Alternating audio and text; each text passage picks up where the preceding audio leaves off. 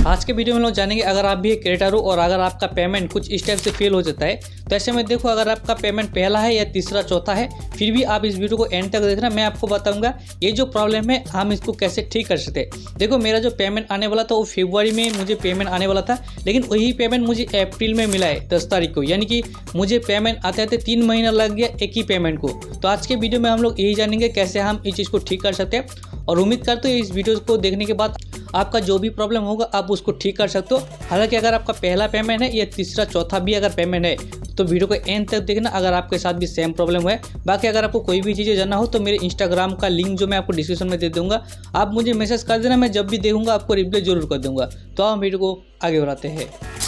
सबसे पहले आपको कुछ चीज़ों का आपको ध्यान में रखना होगा। अगर आपका पेमेंट कुछ इस टाइप से फेल हो जाता है तो आप जो है यहाँ जो है बिजनेस डे के हिसाब से 5 दिन दिखाता है, हालांकि 15-20 दिन लग जाता है आपको कंफर्म होने के लिए आपका पेमेंट फेल हुआ है कि नहीं हुआ है।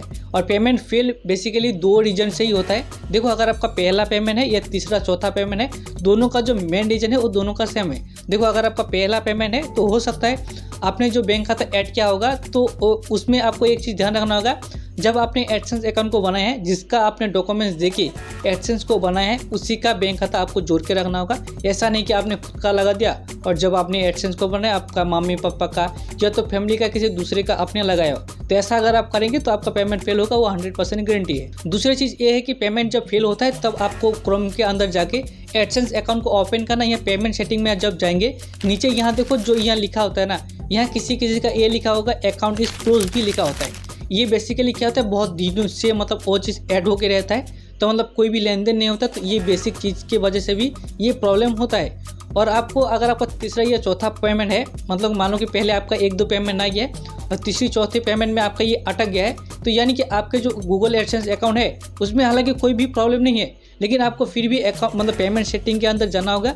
यहाँ अगर आपका लिखा है कि अकाउंट इज क्लोज लिखा है, अगर नहीं भी लिखा है तो ऐसे में आपको क्या करना होगा, जो भी बैंक अकाउंट आपने पहले ऐड किया था उसी को आपको यहाँ दोबारा से मतलब ऐड कर देना होगा। पहले वाले को आपको डिलीट कर देना होगा, फिर दूसरा अकाउंट को आपको ऐड कर देना होगा। ऐड करने 10-15 मिनट बाद आपके पास कुछ स्टेप से मेल आ जाएगा कि आपने जो अकाउंट के अंदर अपडेट किया है। अभी सोल्यूशन कैसे होगा, आप मानो कि आपका पहला पेमेंट भी फेल हो गया और आपका जो तीसरा या चौथा पेमेंट है वो भी फेल हो गया, यानी कि मतलब दोनों अलग अलग टाइप हो गए, ठीक है। अभी आपको बस एक ही चीज़ को कंफर्म करना होगा, कैसे करना होगा इसका मैं भी आपको तरीका बता दूंगा। सबसे पहले आपका जो बैंक खाता है उसमें आपको पीछे टोल फ्री नंबर लिखा होगा, ठीक है। और आप कोशिश करना जिस नंबर का साथ आपका बैंक खाता लिंक है उसी बैंक अकाउंट मतलब मोबाइल नंबर से कॉल करना, मतलब कॉल सेंटर में। इससे आपको पता लगाना होगा आपका जो बैंक खाता है वो किस टाइप का है। देखो हर बैंक में जो बैंक खाता 2 टाइप का होता है। मानो कि आपका गांव का एरिया है तो ऐसे में क्या होता है, छोटे छोटे जो ब्रांचेस होता है गांव के एरिया में, वहाँ से अगर आपने बैंक खाता को बनाया होगा तो ऐसे में क्या होता है, वो छोटा बैंक खाता मतलब बना के देता है, जो सेविंग्स जो हम बोलते हैं, तो उसी हिसाब से वो छोटा बना के देता है। लेकिन जब आप इंटरनेशनल यानी बाहर के देश से जब पैसा आएगा तो ऐसे में वो छोटा जो बुक होता है ना उसके अंदर वो पेमेंट डायरेक्ट नहीं आएगा। इसके लिए आपको बैंक में जाने के बाद यहाँ आपको एक फॉर्म मिलेगा, उस फॉर्म को आपको फिलअप करना होगा और उसमें आपको ये बताना होगा, मतलब जहाँ से आप फॉर्म लेंगे कि मेरा जो बैंक खाता है उसको मैं बड़ा करूँगा, या मेरा जो पहले बैंक खाता था वो छोटा है मुझे इसको बड़ा करना होगा। बस ये उस टाइप का एक फॉर्म ले लेना होगा, उसको आपको फिलअप कर देना होगा और एक आपको लेटर लिख के देना होगा कि आप उसको क्यों बड़ा करना चाहते हो। बस ये दोनों चीज़ें आपको बैंक में जाके करना होगा। अगर आपका पेमेंट कुछ स्टेप से फेल होता है, मतलब कंटिन्यू फेल होता है, तो आपको ये चीज़ आपको करना होगा, तभी आपका प्रॉब्लम सॉल्व होगा। हालांकि मोबाइल के अंदर से इस प्रॉब्लम को सॉल्व करना इम्पॉसिबल है।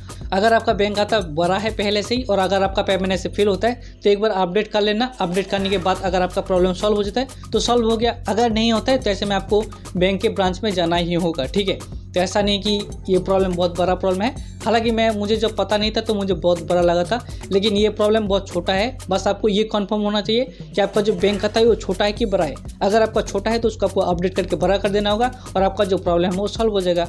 बाकी इस वीडियो को हम यही से खत्म करते हैं। अगर आपको वीडियो अच्छा लगा तो वीडियो को लाइक और चैनल को सब्सक्राइब जरूर कर देना। तो मिलते हैं नेक्स्ट वीडियो के साथ, सी यू।